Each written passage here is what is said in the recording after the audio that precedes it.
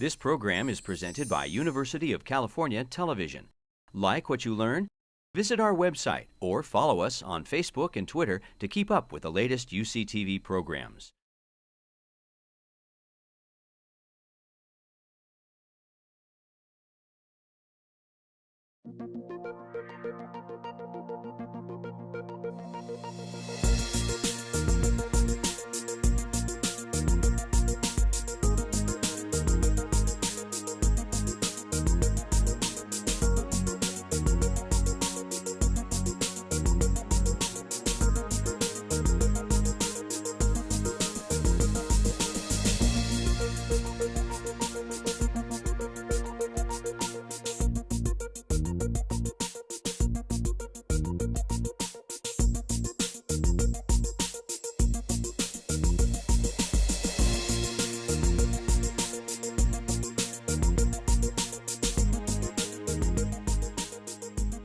I'm going to tell you tonight a story.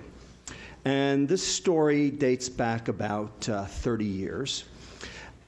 This story has a little bit of something for everybody. It has a little bit of biochemistry, a little bit of clinical research, a little bit of public health, a little bit of politics, a little bit of racial innuendo. The only thing it's missing is sex. But we can see what we can do about that too. By the end of the story, I hope I will have debunked the last 30 years of nutrition information in America. And I would very much appreciate it if at the end of the talk you would tell me whether or not I was successful or not. Okay? So, in order to get you in the mood, as it were, let's start with a little quiz. What do the Atkins diet and the Japanese diet have in common? Anybody? Oh, yeah, you have the answers right. Yeah. Never mind. That's right. You have the answer right there. Okay? So the Atkins diet, of course, is all fat, no carb. The Japanese diet's all carb, no fat. They both work. Right? So what do they share in common? They both eliminate the sugar fructose. Okay? So with that, think about what it means to be on a diet and what macronutrients you're eating and which ones you're not. And then we'll go from there, and I'll try to explain how this all works. So, you've all heard about the obesity epidemic. Here are the numbers. These are the NHANES database body mass index. Everybody knows what that is now. Histograms, marching ever rightward as time has gone on. This was what was projected for 2008 in blue. We had so far exceeded and surpassed. This is not even funny. This was from 2003. The reason I show this is not just to show that the obese are getting obeser. Of course, that's true. But in fact, the entire curve has shifted. We all weigh 25 pounds more today than we did 25 years ago, all of us. Now, it is often said that obesity is the ultimate interaction between genetics and environment. And Dr. Christian Weiss, who's sitting in the back of the room, will be talking to you next week about the genetic component, which I am also very interested in. But having said that, our genetic pool did not change in the last 30 years. But boy, oh boy, has our environment sure changed. Okay? So tonight, we're going to talk about the environment rather than genes. Okay?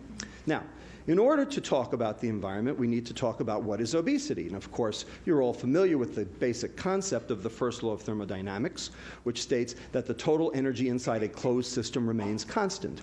Now, in human terms, the standard interpretation of this law is the following. If you eat it, you better burn it, or you're going to store it. Now, who here believes that? Oh, come on, you all do. Okay? I used to believe that. I don't anymore. I think that's a mistake.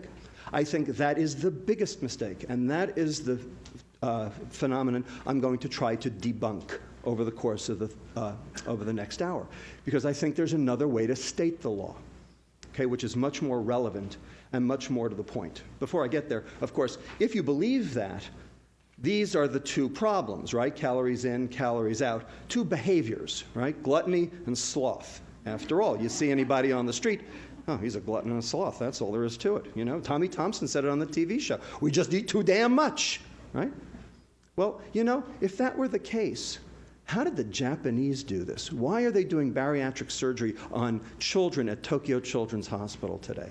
Why are the Chinese? Why are the Koreans? Why are the Australians? I mean, you know, all these countries who've adopted our diet all suffer now from the same problem. And we're going to get even further in a minute. Okay? There's another way to state this first law, okay? And that is, if you're going to store it, that is biochemical forces that drive energy storage, and we'll talk about what they are in a few minutes, and you expect to burn it, that is normal energy expenditure for normal quality of life, because energy expenditure and quality of life are the same thing. Things that make your energy expenditure go up make you feel good, like ephedrine, it's off the market, coffee for 2 hours, then you need another hit like me. Things that make your energy expenditure go down, like starvation, hypothyroidism, make you feel lousy. Okay? And how many calories you burn and how good you feel are synonymous. So if you're going to store it, that is an obligate weight gain set up by a biochemical process, and you expect to burn it, that is normal energy expenditure for normal quality of life, then you're going to have to eat it. And now all of a sudden, these two behaviors, the gluttony and the sloth, are actually secondary to a biochemical process, which is primary. And that's a different way to think about the process. And it also alleviates the obese person from being the perpetrator, but rather the victim, which is how obese people really feel. Because no one chooses to be obese. Certainly no child chooses to be obese.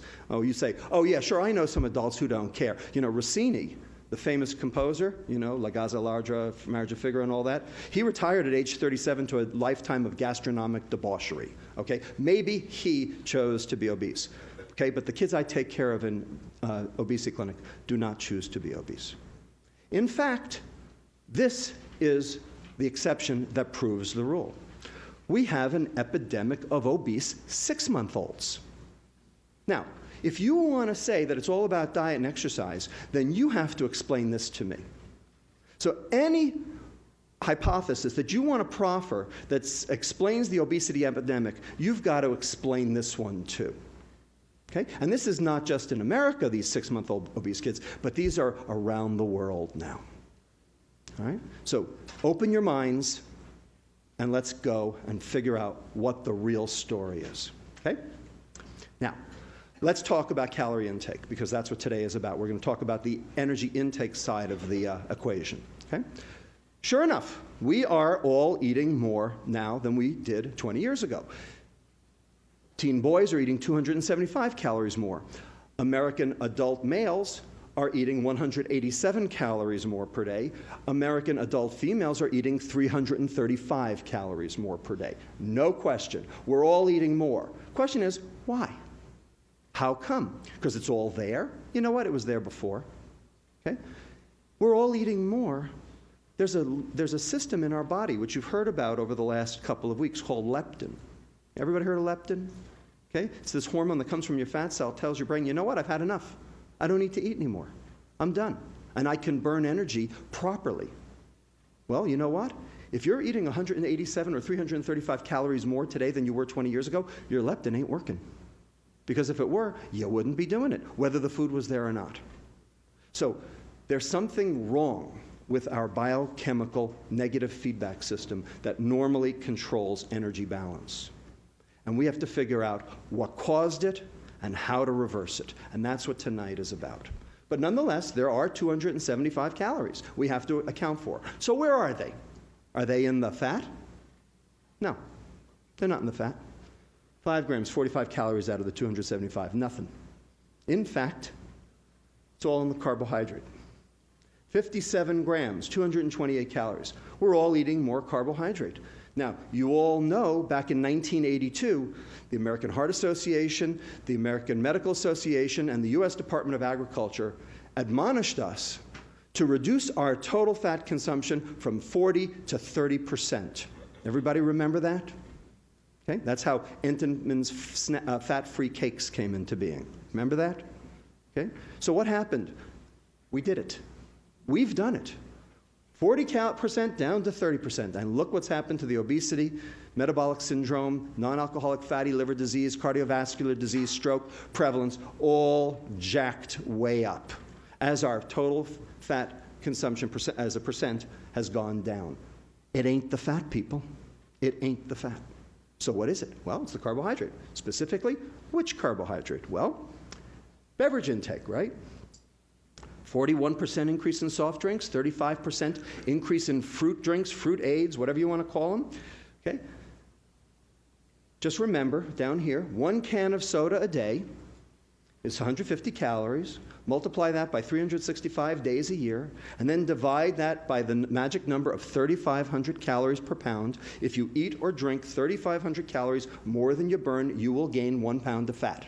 Okay? That's the first law of thermodynamics. No argument there. That's worth 15.5 pounds of fat per year. 1 soda a day is 15.5 pounds per year. Now, you've all heard that before. That's not news to you.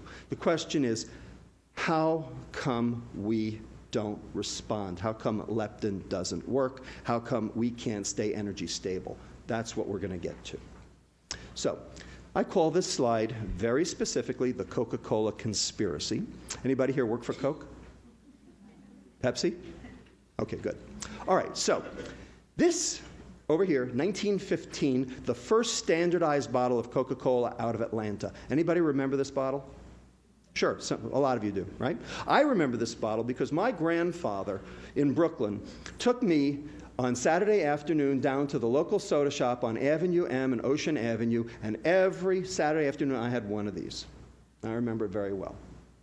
Now, if you drank one of those every day, assuming, of course, that the recipe hasn't changed, because after all, only 2 people in the world know the recipe, and they're not allowed to fly on the plane at the same time, right? You know that, okay?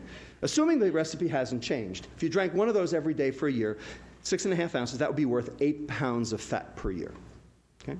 Now, in 1955, after World War II, and sugar became plentiful again and wasn't being rationed, we have the appearance of the 10-ounce bottle, the first one that was found in vending machines, and you probably remember that one as well.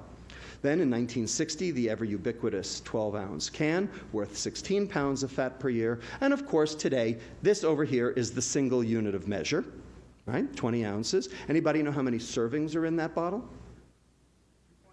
2.5 8-ounce servings, that's right. Anybody know, anybody who gets 2.5 8-ounce servings out of that bottle? That's a single serving, right? Okay, so that would be worth 26 pounds of fat per year if you did that every day. And then, of course, over here we have the 7-Eleven Big K Thirst Buster, Big Gulp, whatever you want to call it. 44 ounces worth 57 pounds of fat per year. And if that wasn't bad enough, my colleague Dr. Dan Hale at the University of Texas San Antonio tells me that down there they got a Texas-sized Big Gulp.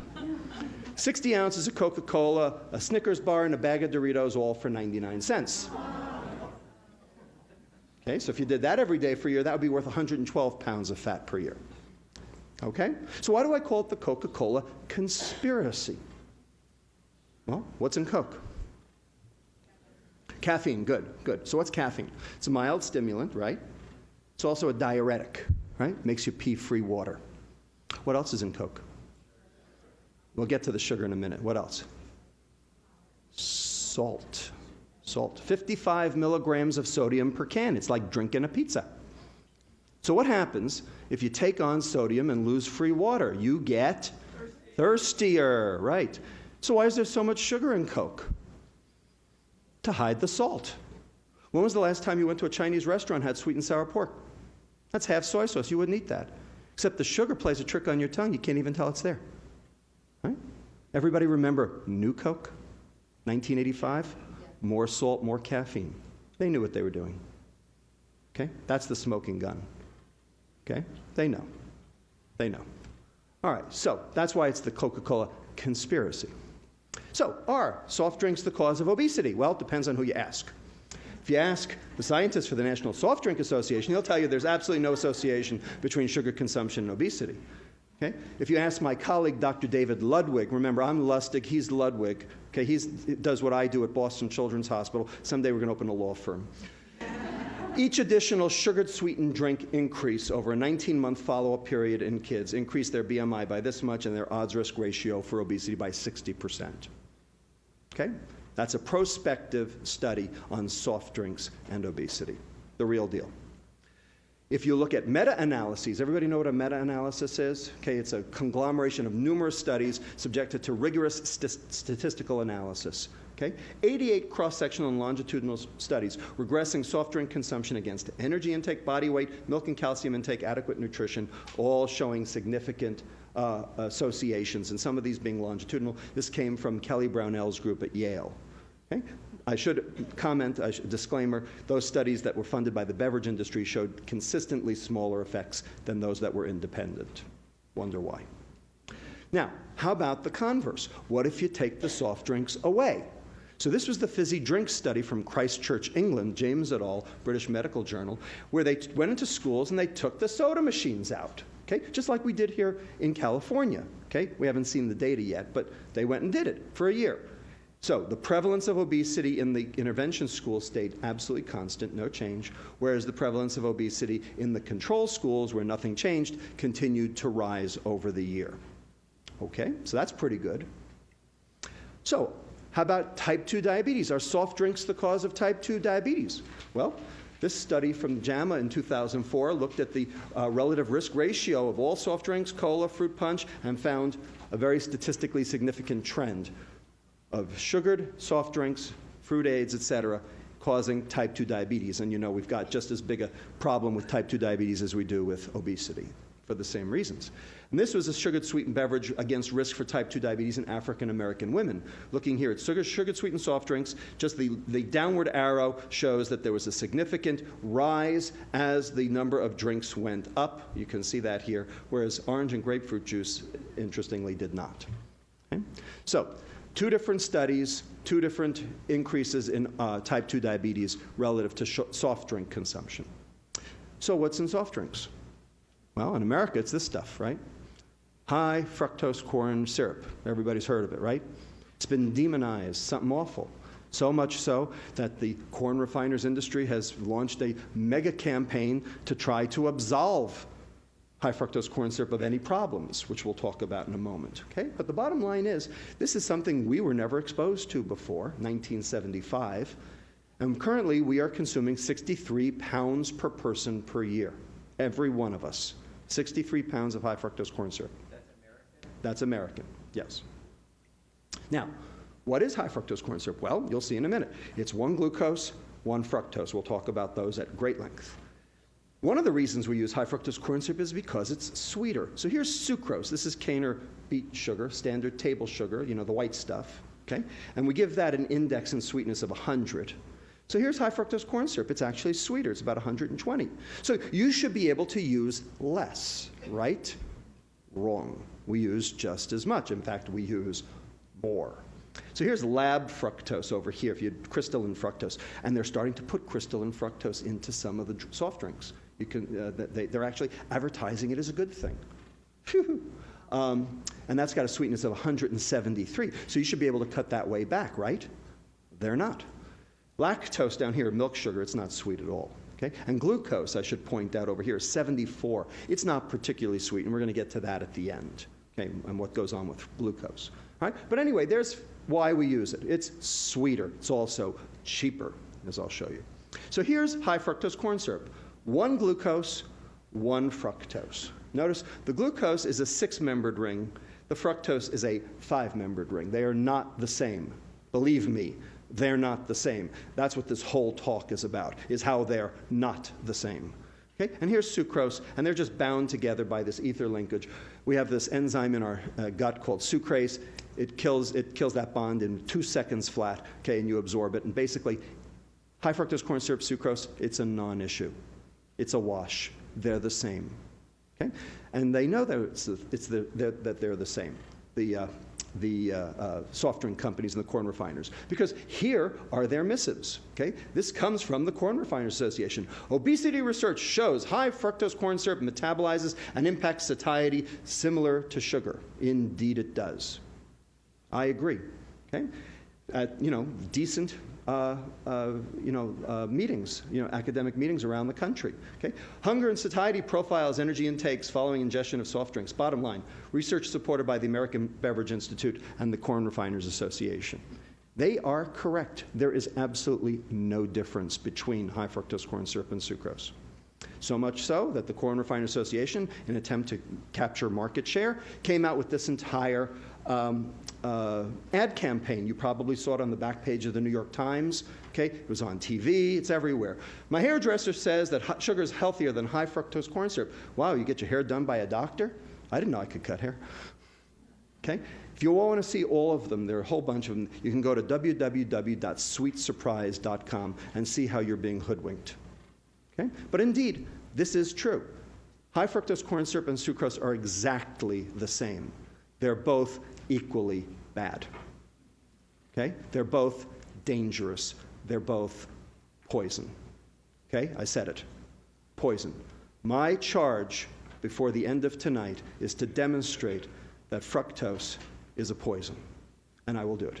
And you will tell me if I was successful. Nonetheless, here's Center for the Science and the Public Interest and the Corn Refiners Association. Everybody remember last year when Gavin Newsom floated a soda tax? Okay, last February. Okay, Governor Patterson of New York has since floated one, and other people are starting to talk about it. So why are they saying this? Well, they're saying obesity is a problem, kids are drinking soda, let's tax it. Okay, so they're talking about soda like it's empty calories. I'm here to tell you that it goes way beyond empty calories. Okay? The reason why this is a problem is because fructose is a poison. Okay? It's not about the calories. Has nothing to do with the calories. It's a poison by itself. And I'm going to show you that. Nonetheless, I just want to read you this paragraph here, okay, in yellow. We respectfully urge that the proposal be revised as soon as possible to reflect the scientific evidence that demonstrates no material differences in the health effects of high fructose corn syrup and sugar. I agree. Here's the important sentence. The real issue is that excessive consumption of any sugars may lead to health problems. I agree. That's exactly right. Not may. Does. Does. So here's the secular trend in fructose consumption over the past 100 years. Before we had food processing, we used to get our fructose from fruits and vegetables. And if we did that, today we would consume about 15 grams per day of fructose. Not sugar, fructose. So sugar would be 30 grams, it would be double. Okay? We're just talking about fructose today. Okay? Prior to World War II, okay, before it got rationed again, okay, we were up to about 16 to 24, about 20 grams. So a small increase from the beginning of the century to World War II. Then, in 1977, just as high fructose corn syrup was hitting the market, we had increased that. We had basically doubled up to 37 grams per day, or 8% of total caloric intake. By 1994, we were up to 55 grams of the stuff per day. Remember, if you want to do sugar, then double the number. So that's 10.2. So you can see that more and more of our caloric intake, higher percentage, is being accounted for by sugar every single year. So it's not just that we're eating more. We're eating more sugar. Okay? And for adolescents today, we're up to almost 75 grams, 12% of total caloric intake. 25% of the adolescents today consume at least 15% of their calories from fructose alone. This is a disaster, an absolute unmitigated disaster. The fat's going down, the sugar is going up, and we're all getting sick. Now let me show you why. Okay. How'd this happen? Why did it happen? So this is where the politics comes in. This is the perfect storm. And it was created from 3 political winds that swirled around all at the same time to create this perfect storm. So, the first political wind, everything bad that ever happened in this country started with one man. Okay? And it's still being felt today. Okay? So Richard Nixon, in his paranoia back in 1972, okay, food prices were going up and down and up and down. I'm going to show you that on the next slide. Okay? And he was worried that this was actually going to cost him the election. So he admonished his Secretary of Agriculture, Earl Rusty Butz, I love that name, okay, to basically take food off the political table, to make food a non-issue in presidential elections. Well, the only way to do that was to make food cheap. So he was out to find all methods to be able to decrease the price of food. Remember Nixon's war on poverty? We're suffering from it today. Okay? That's what this is. Okay? Second political wind, the advent of high fructose corn syrup. Okay? So this was invented in 1966 at Saga Medical School in Japan by a guy named Takasaki, who's still alive. Okay? As far as I'm concerned, this stuff is Japan's revenge for World War II. Except, of course, that they're suffering from it now themselves. Okay? Like everything, it always comes back to haunt you. Okay? And it was introduced to the American market in 1975. So what do you think happened to the price of sugar when this thing hit the market? Here's what happened. So here's the U.S. producer price index of sugar going up and down and up and down. Okay? This is not good. Okay? Stability is at 100%. If it stays nice and stable at 100%, that's what you want, okay, if you're a politician. Up and down. Here's where corn sweeteners entered the market in 1975, 1980, and you can see that since then, the price of sugar has remained remarkably constant. And it did so not just in the US, but also on the international stage. Here's the London price doing the same thing. And when you look at the difference in price between sugar and high fructose corn syrup, you can see that high fructose corn syrup is about half the price. Okay? So in other words, it's cheap. So high fructose corn syrup is evil, but it's not evil because it's metabolically evil. It's evil because it's economically evil. Because it's so cheap that it's found its way into everything. It's found its way into hamburger buns, pretzels, barbecue sauce, and ketchup. Okay? Almost everything. Okay? Somebody emailed me the other day and told me they went into their local grocery store and went through every single loaf of bread on the shelf. And out of 32 types of bread on the shelf, only one of them did not have high fructose corn syrup in it. Okay? So we are being poisoned by this stuff, and it's been added surreptitiously to all of our food, every processed food. Okay? And the question is, why? Well, you'll see why in a minute. Okay? So the corn refiners like to point out, well, it's just been a substitution. Okay? As the high fructose corn syrup's gone up, the sugar's gone down. We're just replacing, like gram for gram. Well, not exactly. Because here's 73 pounds of sugar per year. This is from the Economic Research Service of the U.S. Department of Agriculture. Okay? So disappearance data. Okay? 73 pounds up to 95 pounds by 2000. Okay? And there's something missing from this slide. Anybody want to tell me what it is? What's missing? Juice. Juice is missing, because juice is sucrose, right? Sugar. And juice causes obesity. Okay? So this is a study done by Miles Faith, a prospective study in inner city Harlem toddlers. Okay? And the number of juice servings per day predicts the change in BMI score per month in these inner city Harlem toddlers. Now, where do these inner city Harlem toddlers get their juice? From what? From where? From whom? From WIC. Anybody heard of WIC? You know what WIC is? Women, Infants, Children, right? A government entitlement program set up under who? Nixon, okay? To prevent failure to thrive. They did. This is the equal and opposite reaction. So let's add juice in. Here it is. And so most fructose items, when you put it together, now we're up to 113 pounds on this graph. And I just heard from Brian Williams of NBC News after the most recent study came out that was in the Journal of Clinical Investigation that we are actually up to 141 pounds of sugar per year, each of us. That's what we're up to, 141 pounds of sugar per year. Okay? Now, do you think that this might have some detrimental effects on you? Hasn't stopped you, has it? That's the point. It hasn't stopped you. That's why we need to talk about this.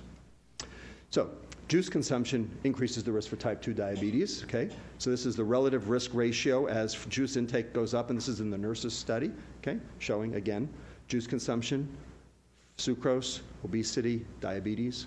Okay, the third political storm, okay, that swirling around to create this disaster, this mega typhoon. Okay? That thing that happened in 1982, the USDA, the American Heart Association, the American Medical Association, all telling us we had to reduce our consumption of fat. Now, why did they tell us that? To stop what? To stop heart disease. Did we? No, we didn't, did we? Okay? In fact, it's worked the exact opposite. We've only created more. Okay? So now, how did this come to be? Why did they tell us to stop eating fat? Well, in the early 1970s, we discovered something in our blood called LDL, low-density lipoproteins. You've heard of that, right? Is it good or bad? Not so bad. We'll talk about it. In the mid-1970s, we learned that dietary fat raised your LDL. So if dietary fat is A and LDL is B, we learned that A led to B. Okay, dietary fat definitely increases your LDL, no argument. It's true. Okay?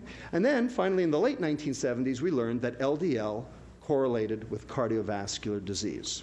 Okay? So let's call cardiovascular disease C. Okay? So we learned that B led to C. So the thought process, by some very smart nutritionists, et cetera, the USDA, et cetera, said, well, if A leads to B and B leads to C, then A must lead to C, therefore, no A, no C. This was the logic. Now, any logicians in the room? Anybody see any problems with that logic? Go ahead. That's right, the premise is incorrect. And I'll tell you why the premise is incorrect. Because this suggests that this is all transitive, but in fact, only the contrapositive is transitive. So it's not no A, no C, it's no C, no A. Okay? So the logic isn't even right. There's faulty logic here. Okay? So this doesn't work on any level. All right? So I'm going to show you why this doesn't work. And here's what, but before I show you why it doesn't work, I'm going to show you that this was a battle royal back in the 1970s. Okay? This was not a simple thing. There were people lined up on both sides of this story. Okay? So this over here is a book, 1972 it came out, and it was called Pure, White, and Deadly. It's all about sugar. Okay? Written by a British physiologist, nutritionist, endocrinologist by the name of John Yudkin. Now, I never knew John Yudkin. He's passed away. Okay? But I read this book about a year ago, and without even knowing it, I was a Yudkin acolyte. I was a Yudkin disciple. Every single thing that this man said in 1972 is the God's honest truth. And if you want to read a true prophecy, you find this book. It's not easy to find, but you go find this book, and I'm telling you, every single thing this guy said has come to pass. It's astounding. I am in awe of this guy. But on the other side, we had this guy over here. Okay? His name was Ancel Keys. Anybody heard of him? Okay. So Ancel Keys was a Minnesota epidemiologist, very interested in the cause of cardiovascular disease, and he performed the first multivariate regression analysis without computers. Now, anybody know what that means? Multivariate regression analysis? Okay, so this is where you take a whole lot of data, okay, and normally you would just, run a few computer programs, but basically the object is to try to figure out what causes what, and to try to factor out other things and determine what the contribution of various things all at once are to an outcome that you're looking for. So he was interested in cardiovascular disease, and so what he did was he did this study, along with other people around the world, called the 7 Countries Study. Okay? Very famous, front page of Time magazine in 1980. Okay? So here's the data on the 7 Countries Study. So we have the US, we have Canada, Australia, England, Wales, Italy, Japan. Okay? And here's percent calories from fat on the x-axis, and here we have coronary disease death rate on the y-axis. And so you'd say, well, look at that. I mean, it's very obvious, isn't it? Sure. Percent calories from fat correlates very nicely with coronary disease. Right? Except for one little problem. Anybody see it? Japan and Italy. So how much sugar do they eat? Didn't I tell you the Japanese diet eliminates fructose? They never even had it till we brought it to them after World War II. Italy, aside from gelato, I mean, what else they got? Okay? They got a lot of pasta, there's a lot of glucose, but no fructose. Okay? There's no sugar in the Italian diet other than the occasional sweet, which they moderate. They're very careful about moderating, and they cost a lot. Okay? But here we got England, Wales, Canada, Australia, US. You know, we are sugarholics, aren't we? We're also fataholics. So in fact, the fat migrated with the sugar. So this is from Keyes's own work. Okay, page 262, if you want to pick up the 500-page volume. Okay, and I'm just going to read you the one paragraph, okay, that talks about this. The fact that the incidence rate of coronary heart disease was significantly correlated with the average percentage of calories from sucrose in the diet is explained by the intercorrelation of sucrose with saturated fat. In other words, donuts. Okay? Wherever there was the fat, there was sucrose too. Because these guys here eat donuts. Partial correlation analysis show that with saturated fat constant, there was no significant correlation between dietary sucrose and the incidence of coronary heart disease. Okay. When you do a multivariate linear regression analysis, you have to do it both ways. You have to do holding sucrose fat constant showing that sucrose doesn't work, and then you have to hold sucrose constant and show that fat still works.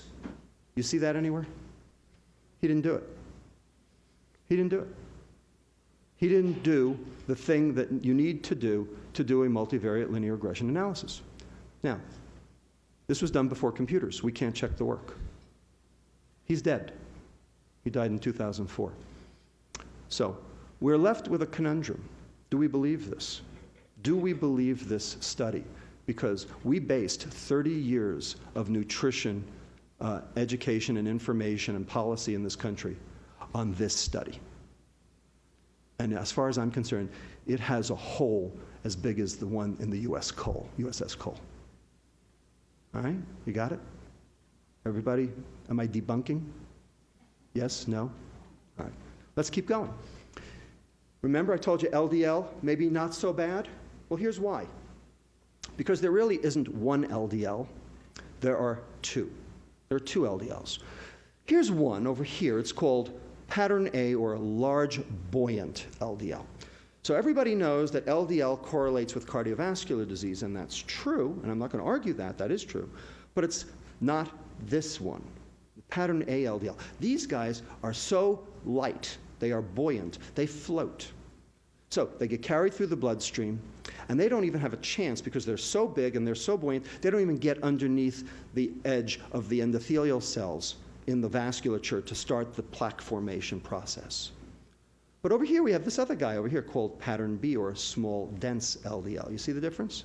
These guys are dense. These guys don't float. These guys are small. They get underneath the edge of the surface of the endothelial cells, and they start the plaque formation. And it's been shown by numerous investigators now that small, dense LDL is the bad guy. Okay, now when we measure LDL in the bloodstream, when you do a lipid profile, you measure both of them together because it's too hard to distinguish the two. So when you get an LDL, you're getting both LDLs, the neutral one and the bad one.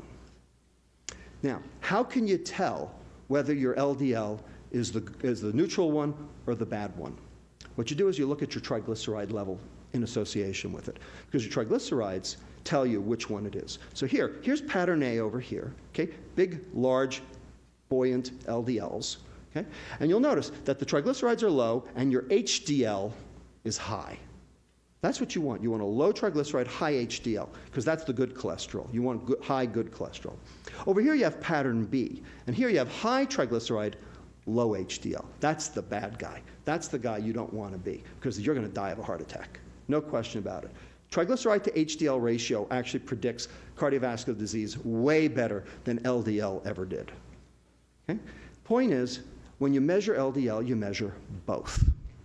So, dietary fat raises your large buoyant. What do you think raises your small dense? Carbohydrate. Okay, so here's percent carbohydrate, and here's your pattern B going up. Everybody got it? So what did we do? What did we do in 1982? What did we do? We went on a high-carb diet, which was supposed to be a low-fat diet, right?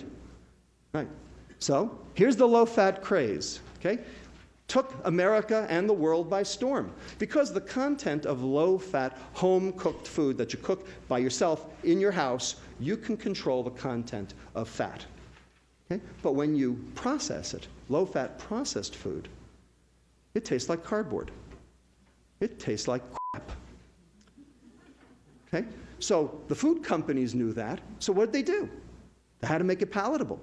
So how do you make it something palatable that has no fat in it? You add the sugar, right? So everybody remember Snackwells?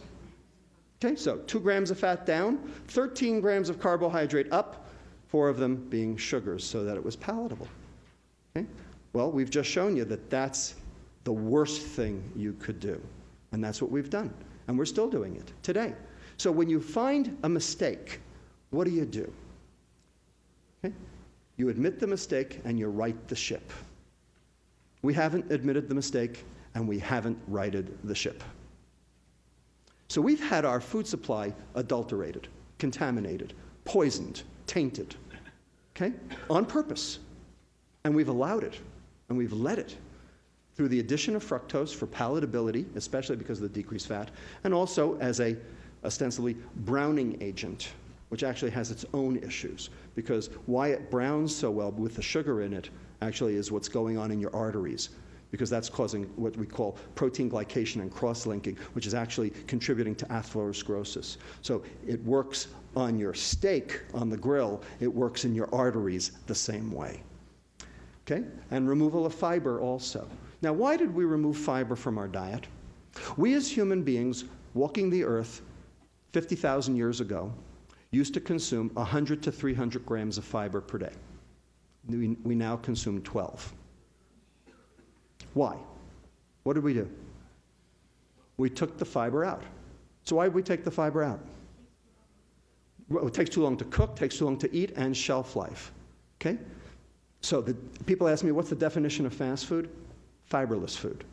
Okay? I dare you, other than a salad, I dare you to go to any fast food restaurant and find anything on their menu that they actually have to cook that has more than 1 gram of fiber in it, because there isn't any. And that's on purpose, because they take the fiber out, because that way they can freeze it, ship it around the world, and cook it up fast. And not only is it fast cooking, but it's fast eaten, which also causes its own satiety issues. Bottom line, we have a typhoon on our hands. Okay? And then finally, the last issue was the substitution of trans fats, which are clearly a disaster. But those have been going down because we know that those are a problem. So we've actually gotten rid of most trans fats. Not completely, but most. Okay? So this is it. This is what we've done over the last 30 years. Okay, now to the biochemistry. Okay? Now, how many of you here have taken biochemistry? About 25%. I am going to show you a lot of reactions in excruciating detail. If you've studied biochemistry, you will have an anaphylactic reaction. If you haven't studied biochemistry, you will fall asleep.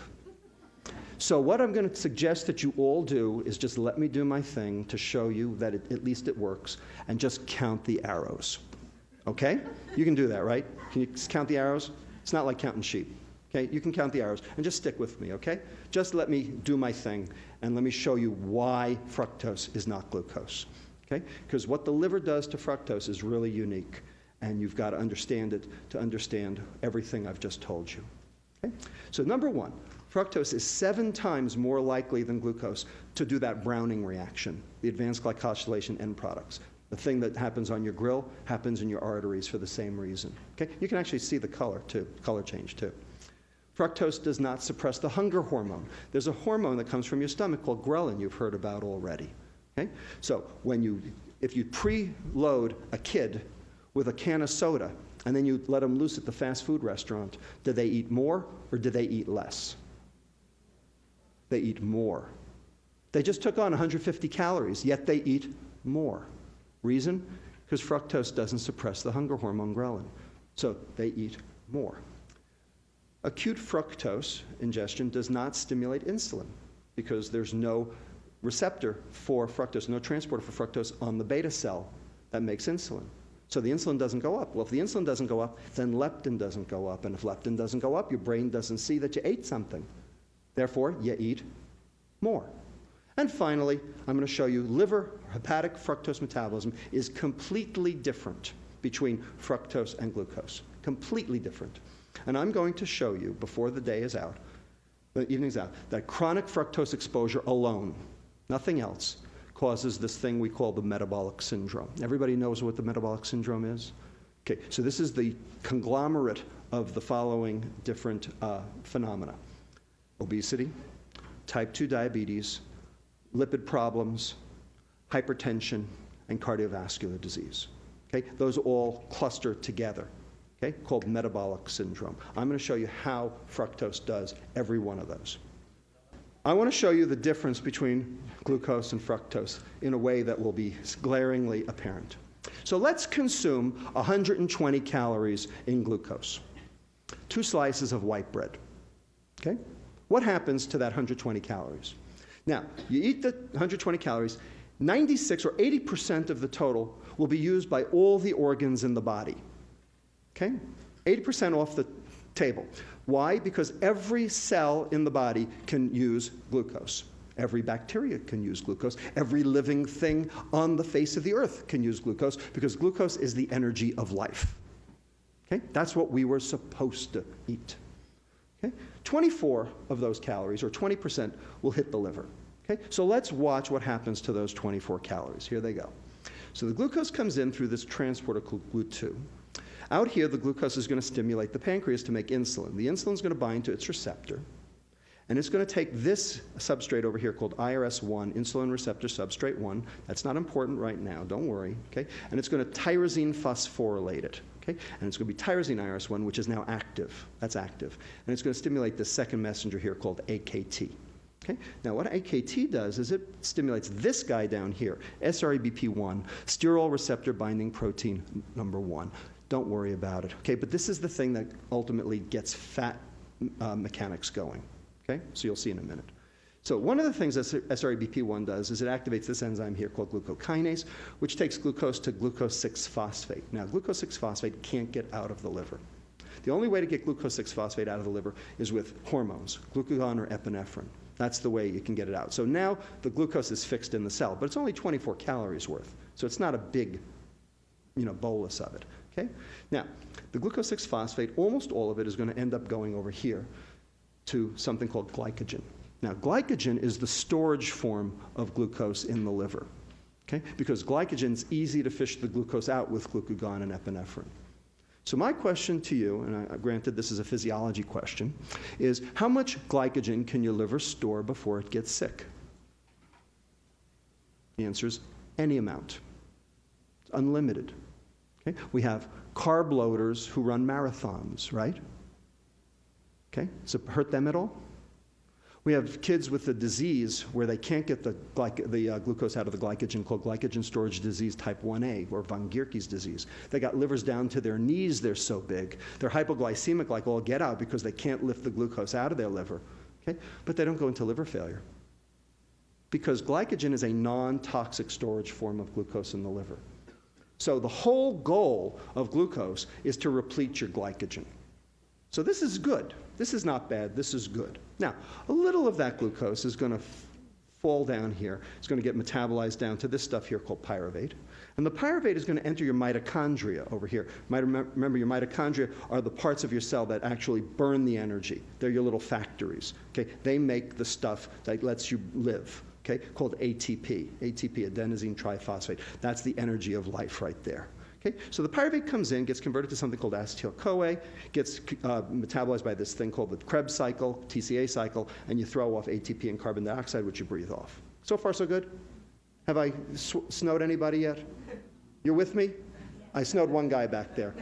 Okay, I'm doing my best. I swear to God, I'm doing my best. Anyway, so this stuff over here, this acetyl-CoA, gets burned off in the TCA cycle. Now, maybe you won't burn all of it off, and so some of it may exit as citrate, okay? And the citrate then leaves the mitochondria through a process known as the citrate shuttle, and then that citrate can then be broken down by these 3 enzymes, which are all subservient to this SREBP1. This is ATP citrate lyase, acetyl-CoA carboxylase, fatty acid synthase. They're not important. The only thing to know is these 3 enzymes together turn sugar into fat. Okay? This is called de novo, meaning new, lipogenesis, fat making.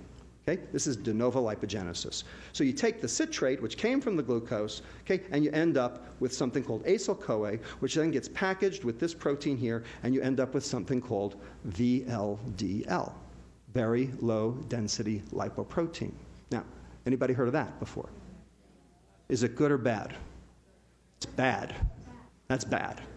Okay? VLDL is bad because that's one of the things that causes heart disease. It's also a substrate for obesity. Okay? So you don't want to make much of this. Okay?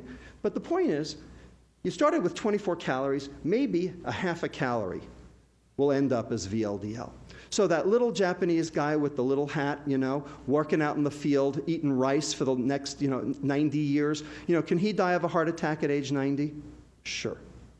Okay? But that's not so bad. Okay? If you make it to 90, you're doing all right. Okay? Because of that VLDL coming from glucose. Okay? Glucose made a little bitty VLDL. Okay? And that serves as a substrate for adipose deposition into your fat cell here, triglyceride. In addition, because the insulin went up in response to the glucose, your brain sees that signal, and it knows that that is supposed to shut off further eating. Okay? In other words, hey, I'm busy metabolizing my breakfast. I don't need lunch. Okay? And so you have a nice negative feedback loop between glucose consumption, the liver, the pancreas, and the brain to keep you in normal negative yin-yang energy balance. This is good. This is not dangerous. This is what's supposed to happen. All right, so now let's talk about a different carbohydrate. Let's talk about my favorite carbohydrate, maybe yours too. Okay? Ethanol. Ethanol is a carbohydrate, isn't it? Here's the structure. Carbon, hydrogen, oxygen. It's a carbohydrate. But we all know that ethanol is a toxin, right? A poison, right?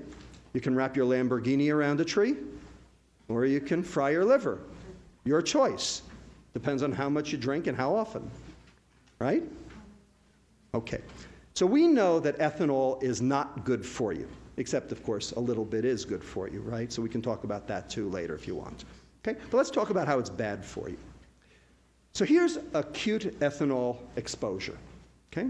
CNS depression, vasodilatation, hypothermia, tachycardia, myocardial depression, pupillary responses, respiratory depression, diuresis, hypoglycemia, loss of fine motor control. You all went to college. Here's fructose. Nothing.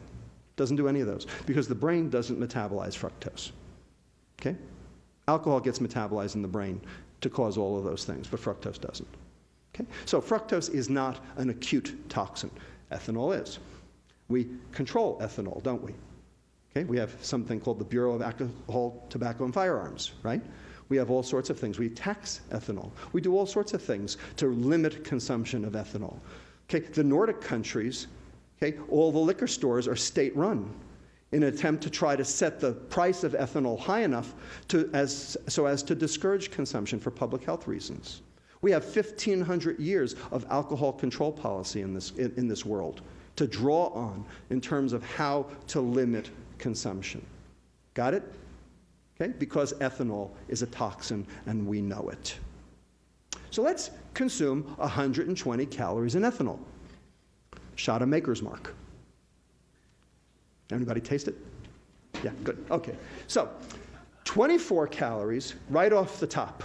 Okay, the stomach and the intestine have something called the first pass effect. So 10% off the top, and kidney, muscle, and brain will consume the other 10%. So there goes 20% or 24 calories right off the top. 96 calories of the 120 are going to hit the liver. Now, how many was it for glucose? It was 24. Okay, so 4 times the substrate is going to hit the liver. And there's the rub. Okay, this is a volume issue. Okay, we're going to show you how. So the ethanol comes in, passive diffusion, there's no receptor for it, no transporter. First thing that happens is ethanol gets converted to this guy over here called acetaldehyde. Okay, anybody know anything about aldehydes? Like formaldehyde? Right? Are aldehydes good for you or bad for you? They're bad, right? Because what do? They can cause cancer. They cross-link proteins is what they do, okay? So if you cross-link enough proteins in your liver, what do you think happens to it? You get something called cirrhosis. Right, exactly, all right? So this guy over here is bad.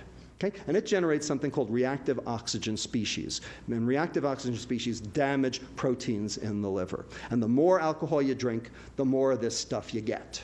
So far, so good? Okay, so this is one of the reasons why alcohol is bad. Now, the acetaldehyde will come down here to something called acetate. Okay, the acetate will enter the mitochondria, just like the pyruvate did before. Will get converted to acetyl-CoA and participate in the TCA cycle, just like before. Okay, to generate energy, so that alcoholics don't die from lack of energy. They got energy. It's everything else they don't have. Okay, they're going to have a whole lot of citrate, right? Because they have 96 calories that have to get metabolized. How many calories made it to the mitochondria with glucose? About a half, right? Because most of it went to glycogen. Okay? So we've got a big citrate, so it's in big font to show you that we're talking about big citrate now. Okay? And so the big citrate is going to get metabolized all the way to VLDL by this SRBP1. And so you're going to get a lot of VLDL. And this is the dyslipidemia of alcoholism right here. Okay? Everybody see that? So the liver's going to try to export this VLDL out so that it doesn't get sick, because when fat builds up in the liver, that's not good for it. Okay?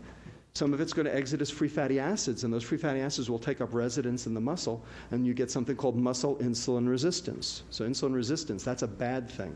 That makes your muscles and your liver not work so well, okay? And can cause all sorts of other problems like diabetes. Some of the acyl-CoA won't even make it out and will precipitate as a lipid droplet. So there's your alcoholic steatohepatitis. This acyl-CoA and this ethanol and these reactive oxygen species can start this enzyme activated. Okay, it's called C-Jun N-terminal kinase 1, or JUNK1, and it really is JUNK1 because it is the bridge between metabolism and inflammation. So when you generate JUNK1, you do bad things to your liver, which I will show you when we talk about fructose. So let's talk about fructose. Okay? Fructose is sweet. We like it a lot. Okay, we like it in everything. We like it in our bread. We like it in our pretzels. We like it everywhere we look. Okay? So let's consume 120 calories in sucrose, a glass of orange juice. Everybody got it? So 2 slices of white bread, a shot of Maker's Mark, a glass of orange juice. All the same 120 calories, but 3 different substrates. Let's see what happens to the fructose. So, number 1. The glucose, remember, because sucrose is half glucose, half fructose. So 60 of the calories of the 120 are glucose. 12 are going to make it into the liver, 48 out here for the rest of the body. Okay, the same 20-80 split we had before with glucose. So far, so good. But all 60 calories of fructose are going to be metabolized by the liver. Why? Because only the liver can metabolize fructose. So what do we call it, where when you take in a compound that's foreign to your body, and only the liver can metabolize it, and in the process generates various problems? What do we call that? We call that a poison. So let me show you how it's a poison. Okay? So let's watch the fructose. So the fructose comes in through this transporter now. Before it was GLUT2, now it's GLUT5. Okay? No insulin, remember, because fructose does not stimulate insulin. The fructose then gets metabolized by this guy over here called fructokinase to form something called fructose 1-phosphate. In the process, ATP has to give up 1-phosphate to ADP because the phosphate has to come from somewhere, so it comes from here. Now, before we had 24 calories that had to be phosphorylated. Now we have 72 calories that have to be phosphorylated. So we have 3 times the substrate, and there's the rub. It's a volume issue for right now. So we're going to lose a lot of phosphate, aren't we?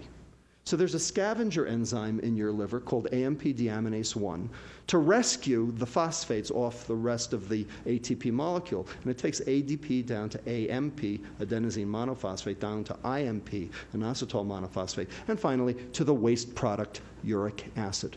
Anybody ever heard of uric acid? What is it? It's a waste product. It goes out in your urine. Causes what disease? Gout, right. Okay? It also causes another disease called hypertension. Okay, let me show you how. Because uric acid, turns out, blocks the enzyme in your blood vessels called endothelial nitric oxide synthase. And that's the enzyme that makes this stuff called nitric oxide, NO.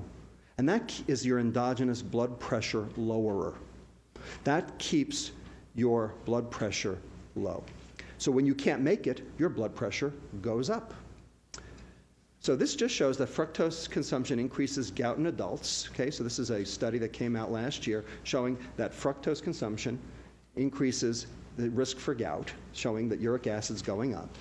And this is a study done by our pediatric renal fellow, Stephanie Wynn, just published in Journal of Pediatrics. Okay, it's not submitted anymore, it's long in press.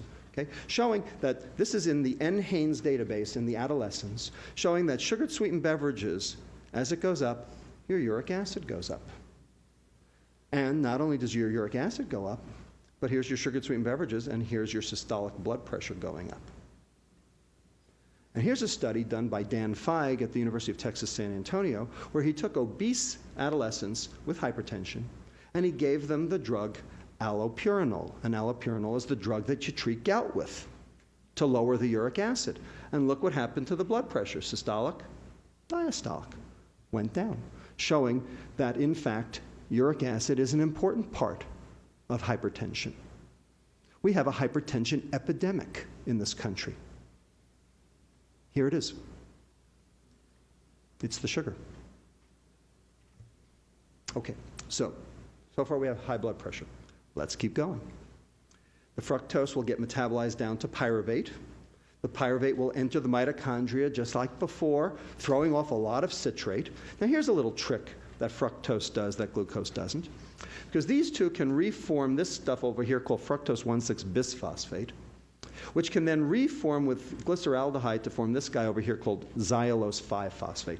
And I'll get to xylulose 5-phosphate in a moment. But I want to point out this asterisk. That's there to remind me to tell you something. That's there to remind me to tell you that this is why the sports drink companies put high fructose corn syrup in the sports drinks. Because if you are glycogen depleted, in other words, if you just ran a marathon, and you have no glycogen left in your liver because you burned it all, and you take in a sports drink with high fructose corn syrup, you can replete your glycogen faster than with glucose alone. That's true. So for elite athletes, a high fructose corn syrup containing sports drink actually makes sense. And so, indeed, sports drinks have high fructose corn syrup. The question is, who's drinking the sports drinks? Any elite athletes you know? Who's drinking the sports drinks? The kids, right? Why are they drinking it? Because it's cool, right? Because it's cool and it tastes good. Okay, so before we go on, I just want to now digress for a moment. Okay? 1967, University of Florida patents Gatorade. Everybody remember Gatorade? Okay. 1970, the Florida Gators win the NCAA championship in football. Gatorade makes a big splash. Okay? Big deal. Anybody ever taste the original Gatorade? Yeah? What did it taste like? Tasted horrible. Okay? It tasted like something that you might find, coming out of you instead of going into you. Okay? It tasted awful. Okay? 1992, Pepsi buys Gatorade. And they say, how are we going to market this swill? So what did they do? They added the high fructose corn syrup. Okay? So now who drinks it? Right, fat kids. Right? Not even skinny kids. Fat kids drink it. Okay? So there's a problem here. Okay, and we're going to show you how that works. Okay, so xylulose 5-phosphate, just to show you. So here's, if you take a rat and you glycogen deplete them by making them run on an exercise wheel, okay, and then you refeed them with starch or with sucrose, the xylulose 5-phosphate goes way up with the sucrose. Okay, so you get more xylulose 5-phosphate through this pathway here, going over here. So why do we care about xylulose 5-phosphate? Well, here's why. Because it stimulates this guy over here called PP2A, which then activates this transcription factor here, carbohydrate response element binding protein, which then activates what three enzymes? New fat making, right? De novo lipogenesis. So here's the citrate, right? We got lots of that. And here we've got acyl-CoA, which is the way into fat, okay, which then gets packaged. Sorry, oops. with to the VLDL, and now you've got the dyslipidemia of obesity, of fructose consumption, which has been known for many years. So here's normal medical students, if you can call them normal, okay? Taking in a glucose load, notice almost none of it ends up as fat. Taking in a fructose load, same number of calories, 30% of it ends up as fat. So when you consume fructose, you're not consuming a carbohydrate, you're consuming fat. So everybody talks about a high-fat diet. Well, a high-sugar diet is a high-fat diet. That's the point. That's exactly the point. Okay? This is a study where they gave acute administration of fructose, and you can see the triglycerides going up compared to the control. Okay, serum triglyceride right there. Here's normal medical students again, 6 days of high fructose feeding. Triglycerides doubled. De novo lipogenesis went up 5 times higher. And here's free fatty acids, which then cause insulin resistance, doubled. Okay, 6 days. So here's the dyslipidemia of fructose consumption. We're not done. Some of the fat won't make it out of the liver, just like with ethanol, and now you've got a lipid droplet, so now you've got this non-alcoholic steatohepatitis. So this is work that we did in our clinic, okay, looking at sugar-sweetened beverage consumption against the liver enzyme marker ALT, alanine aminotransferase, which tells you about fatty liver. And sure enough, here's sugar-sweetened beverages against ALT, and you can see a nice linear relationship in Caucasians. African Americans, it's a different relationship, and that's a whole nother story all by itself. Okay? So there's the lipid droplet of non-alcoholic steatohepatitis. Some of it will come out as free fatty acids and populate the muscle. We'll also tell the insulin to go up higher. Remember that JUNK1? So here's what JUNK1 does. So the acyl-CoA and the fructose can all activate JUNK1. And what JUNK1 does is, remember when we used glucose, this IRS became tyrosine IRS1, and that was good. Remember that? Well, JUNK1, what it does is it serine phosphorylates IRS1. And serine IRS1 is inactive. So now the insulin can't even do its job in the liver. So now you have liver insulin resistance as well. That's going to make the pancreas work that much harder, generating higher insulin levels, which raise your blood pressure even further, cause further fat making, cause more energy to go into your fat cell. There's your obesity. Okay? And finally, our research has shown that the higher the insulin goes, the less well your brain can see its leptin. And so there you've got continued consumption because your brain thinks it's starving. And it's been shown on many different ways that fructose consumption changes the way your brain recognizes energy, all in a negative fashion, so that you basically think you're starving. Your brain gets the signal that you're starving, even though your fat cells are generating a signal that says, hey, I'm full like all get out. Okay? So this just shows you how it goes. So the high insulin generates the obesity because this is that, remember that the first law of thermodynamics, the biochemical force generating the energy storage as the primary phenomenon, remember? If you're going to store it and you expect to burn it, then you're going to have to eat it. So here's the store it. Normally, that would make leptin, and the leptin should feed back and turn everything off. But it doesn't because the insulin gets in the way, and the high-fat diet gets in the way.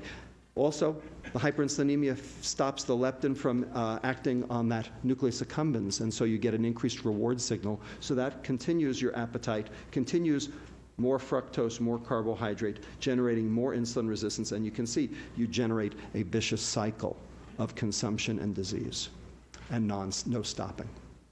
So here we are. Hypertension, inflammation, hepatic insulin resistance, hyperinsulinemia, dyslipidemia, muscle insulin resistance, obesity, and continued consumption. Looks like metabolic syndrome to me.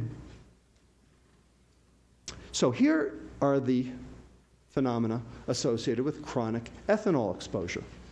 Hematologic disorders, electrolyte abnormalities, hypertension, cardiac dilatation, cardiomyopathy, dyslipidemia, pancreatitis, malnutrition, obesity, hepatic dysfunction, that's alcoholic steatohepatitis, fetal alcohol syndrome, and addiction. Here's fructose, 8 out of 12. Why? Because they do the same thing. Because they're metabolized the same way. Because they are the same. They come from the same place, right? How do you make ethanol? Naturally. Right. You ferment sugar. Hasn't changed. Because it has all the same properties. Because it's basically taken care of by the liver in exactly the same way. And for the same reason. Because sugar and ethanol are the same. Every which way you turn. So here's our clinic intervention. This is what we do in our clinic. Okay? It's as simple as you can imagine. We write this on the back of a matchbook. Okay? I mean, it's just as simple as you can make it. We have 4 things we teach the kids to do, and the parents. Get rid of every sugared liquid in the house, bar none. Only water and milk. Okay? There is no such thing as a good sugared beverage, period. Eat your carbohydrate with fiber. Why? Because fiber is good. Fiber is supposed to be an essential nutrient. And we can talk later, if you want, after the cameras turn off, as to why fiber is not an essential nutrient. Because the government doesn't want it to be. Okay? Because then they couldn't sell food abroad. Wait 20 minutes for second portions, okay, to get that satiety signal. And finally, buy your screen time minute for minute with physical activity. That's the hardest one to do. Okay? So if you play for half an hour, you can watch TV for half an hour. You want to watch TV for an hour, play for an hour. That one's a hard one. But anyway, we follow our patients every 3 months. So here's my question. Does it work? What do you think? Yeah, it works. Okay? So this is BMI Z-score, time from initial visit. It works. But we were interested in what made it work and what made it didn't work. So we did a multivariate linear regression analysis, right? The thing that made it not work, sugared beverage consumption. The more sugared beverages the patients drank at baseline, the less well the lifestyle intervention worked, for all the reasons I just showed you. Okay? So, why is exercise important in obesity? Because it burns calories? Come on. 20 minutes of jogging is 1 chocolate chip cookie. You can't do it. Are you joking me? So why is exercise important? I'll tell you why. Here's why. Number 1, it improves that skeletal muscle insulin sensitivity because your insulin actually works better at your muscle, okay, which then brings your insulin levels down, which is good for you. Number 2, it's your endogenous stress reducer. It's the single thing that actually stress reduces. And if you stress reduce, what do you think your appetite does? Goes down. Because stress and obesity go hand in hand, right? For all sorts of reasons which are beyond the scope of this lecture today, but we can talk about in the question period if you want. And then finally, remember that de novo lipogenesis? Remember those 3 nasty enzymes? Okay? What if you burned the stuff off before you made the fat? That's what exercise does, because it makes that TCA cycle run faster, so you don't get the citrate leaving the mitochondria, so it doesn't get turned into fat, so it doesn't precipitate and cause all the problems you just saw. That's what they mean by a higher metabolism, yes. Okay? But it has nothing to do with burning of calories. That is the stupidest reason that I've ever heard of for exercise. You gotta be joking me. Okay? You can't do it. I mean, 1 Big Mac, and you got to, mountain bike for 10 hours. Are you joking? Okay, so why is fiber important in obesity? So this is my motto in clinic. When God made the poison, he packaged it with the antidote. Okay? Because fructose is a poison. I think I've hopefully shown you that. Okay? But wherever there's fructose in nature, there's way more fiber. Do you ever see a piece of sugar cane? It's a stick. Right? You can't even chew the damn thing, right? You got to suck the stuff out like that, right? I mean, how many calories do you think you're going to get out of a piece of sugar cane? Okay? They actually did studies on the sugar plantations back in the early 1900s. Okay? All of the workers were healthy and lived longer than the sugar executives who got the processed product. How about that? Wonder why. Okay? So, eat your carbohydrate with fiber. That's why we say that. That includes sugar. That's why fruit's okay. Because number 1, it limits how much fructose you're going to take in. And number 2, it gives you an essential nutrient, which you needed in the first place. And you get some micronutrients along with it so that you actually can, your liver works healthier. So here's what fiber does. Number 1, it reduces the rate of intestinal carbohydrate absorption. Okay? Now, sometimes that's bad. I'll tell you when that's bad. Okay? You know when that's bad? That's bad when you're at a formal function.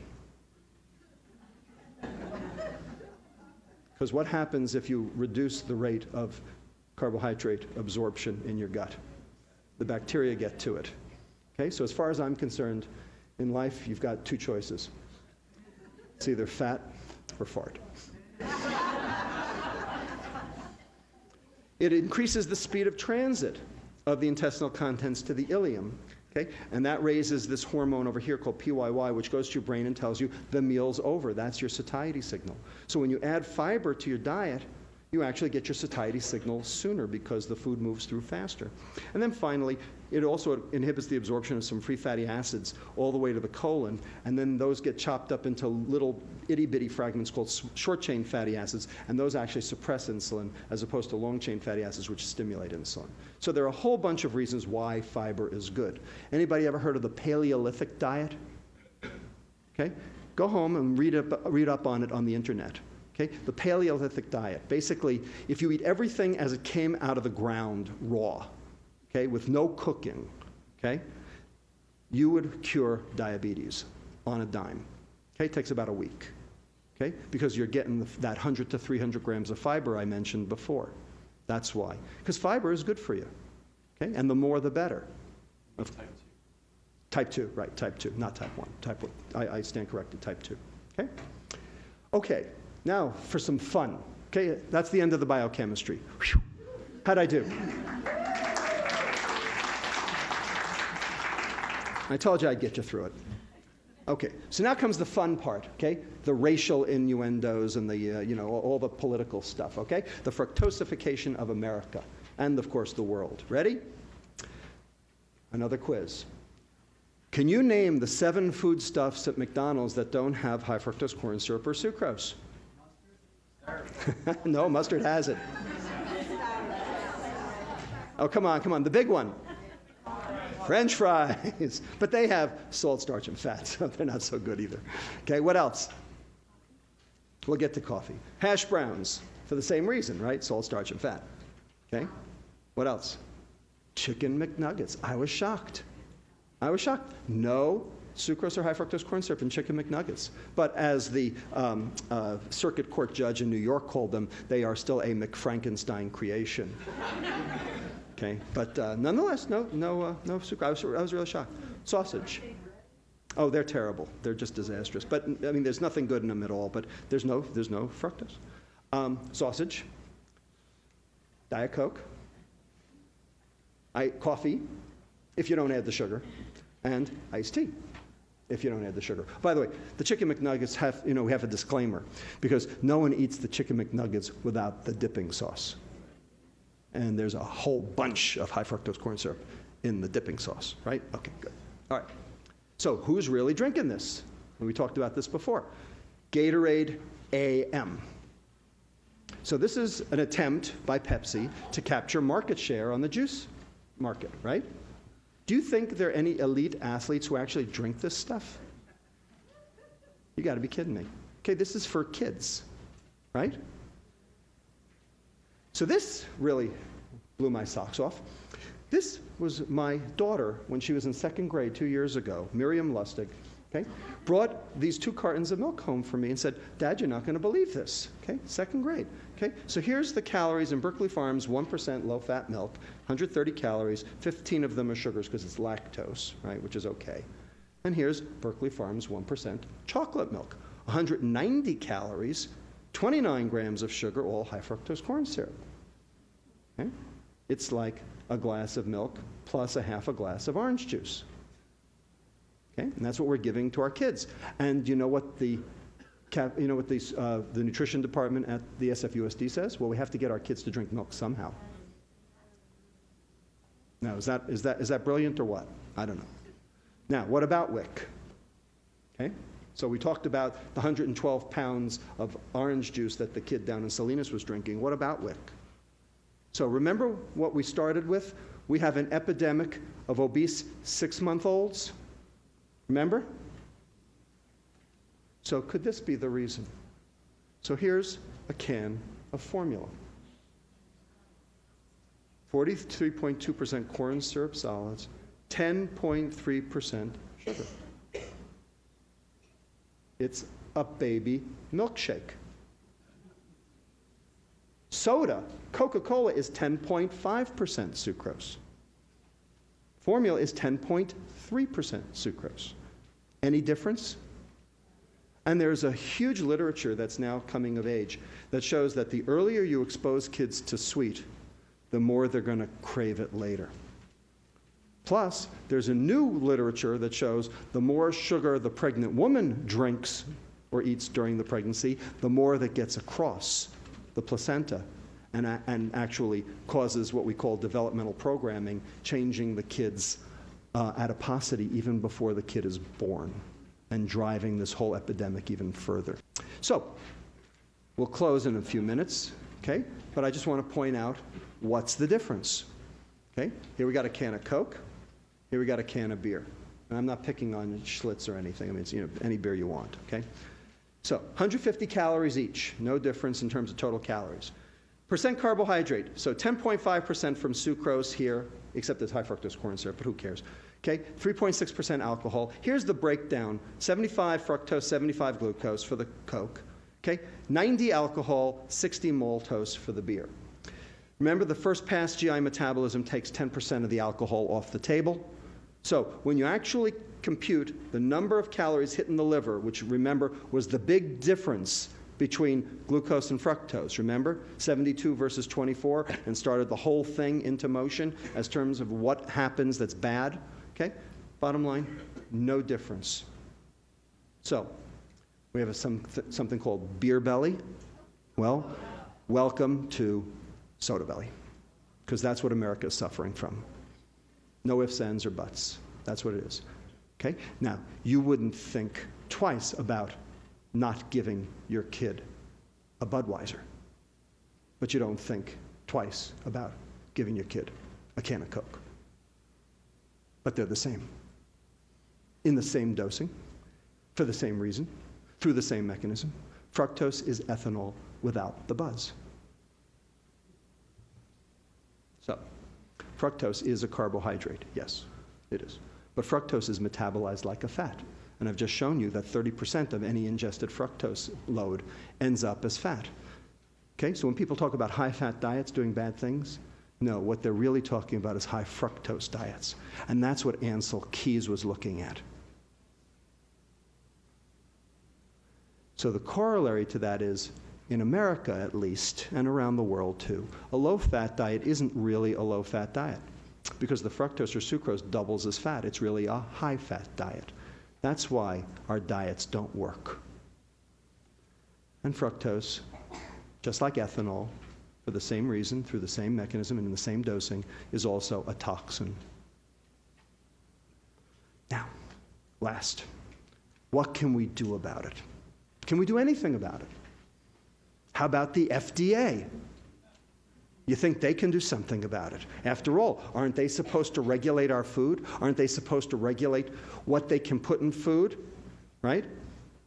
Weren't they supposed to regulate tobacco? Now they are, actually. So, weird things. So I want to just show you what the tobacco company thinks of all this. So this is actually from the UCSF Legacy Tobacco Documents Library that Stan Glantz runs right across the street. Okay, Stan's a good guy. Okay, like Stan a lot. Okay, and he showed me this. He said, under the regulations governing food additives, so this came from an Altria or Philip Morris executive, it is required that additives be safe, defined as a reasonable certainty by competent scientists that no harm will result from the intended use of the additive.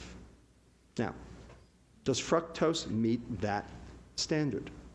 Well, the FDA says that fructose, high fructose corn syrup, has what's known as GRAS, G-R-A-S status, generally regarded as safe. Now, where'd that come from? Nowhere. It came from nowhere. Okay? It came from the notion that, well, fructose is natural. It's in fruit. Must be okay. Right? Yeah, well, tobacco's natural too. But it's not. Ethanol's natural, but it's not. Okay? A whole bunch of, Jamaican ackee fruit's natural, but it's not either. It kills you. Okay? Keeping on going. A food shall be deemed to be adulterated if it bears or contains any poisonous or deleterious substance which may render it injurious to health. Fructose fits that description, right? But not with the prevention of chronic diseases, even though its own regulations explicitly postulate the connection between such products and such diseases. In other words, the FDA will only regulate acute toxins, not a chronic toxin. Fructose is a chronic toxin, right? Acute fructose exposure did nothing, remember? Because the brain doesn't metabolize fructose. The liver does. And the liver doesn't get sick after one fructose meal. It gets sick after 1,000 fructose meals. But that's how many we eat. So the FDA isn't touching this. The USDA isn't touching this. Because if the USDA touched this, what would that mean? That would mean an admission to the world that our food is a problem. So what do you think that would do? There are 3 things in this country that we can still sell overseas: weapons, entertainment, and food. Cars?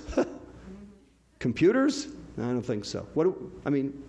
Can anybody think of anything else that another country wants of ours? What? Tobacco, right, tobacco. All right, you get the picture, all right? So the USDA doesn't want to know about this, okay, because this is bad news, okay? And so who runs the food pyramid? The USDA. It's the fox in charge of the hen house, okay, because their job is to sell food. And who's eating it? We are. So, in summary, fructose, and I don't care what the vehicle is, it's irrelevant. Sucrose or high fructose corn syrup, I don't care. Fructose consumption's increased in the past 30 years, coinciding with the obesity epidemic. A calorie is not a calorie, okay? And the dietitians in this country are actually perpetrating this on us. Because the more you think a calorie is a calorie, the more you think, well, then if you ate less and exercised more, it would work. It doesn't. All of the studies show it doesn't work. Here's why it doesn't work: because a calorie is not a calorie. Fructose is not glucose.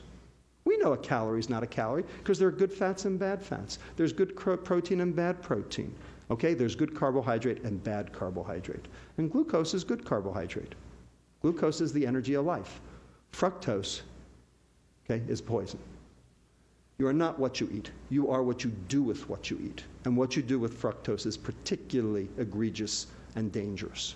Hepatic fructose metabolism leads to all the manifestations of the metabolic syndrome.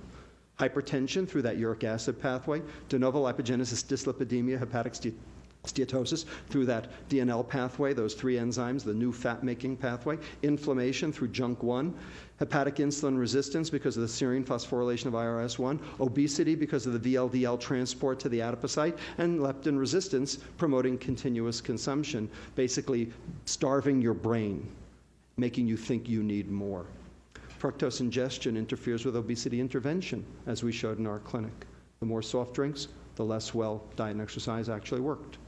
Fructose is a chronic hepatotoxin for the same reason that alcohol is. The only difference is alcohol is metabolized by the brain, so you get alcohol effects. Fructose is not metabolized by the brain, so you don't get those effects, but everything else it does is the same.